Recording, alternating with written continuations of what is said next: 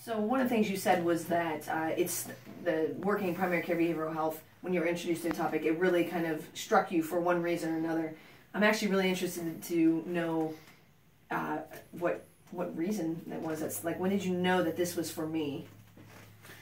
Well, I think that it took a while for me to be really convinced that this was for me, because it took me a while to figure out what the heck I was doing, but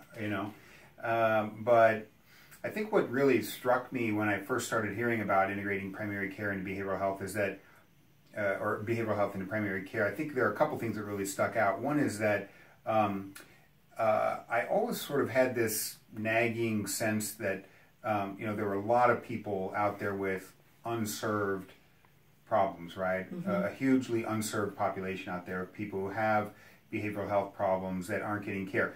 When I was in the mental health clinics that I was in for my first 8 years of my career, I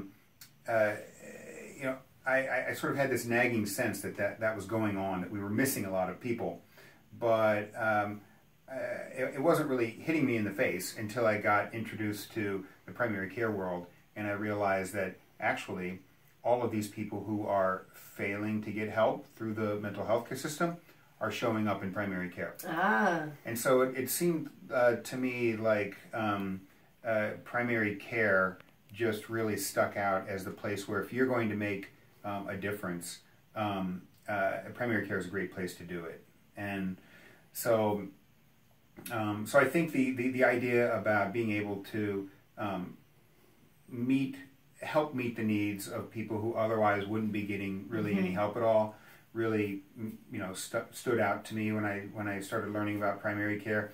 And another thing that really attracted me to primary care is that I've always really been interested in primary prevention. Yeah. And much more interested in prevention than treatment or tertiary care, right? And mental health is all about tertiary care, right? But in my graduate school, I trained with George Albee, who was, the father of primary prevention, and I was hugely influenced by him. And the more I started learning about primary care, I started to realize that this is where primary prevention can be done, right? I see. So it's the opportunity to really reach a lot of people who otherwise would be getting very little, if any, help at all. And it's also a place where you can really do a lot of great work with preventing problems, rather than waiting until they're severe enough that they're needing treatment. Absolutely. Mm-hmm.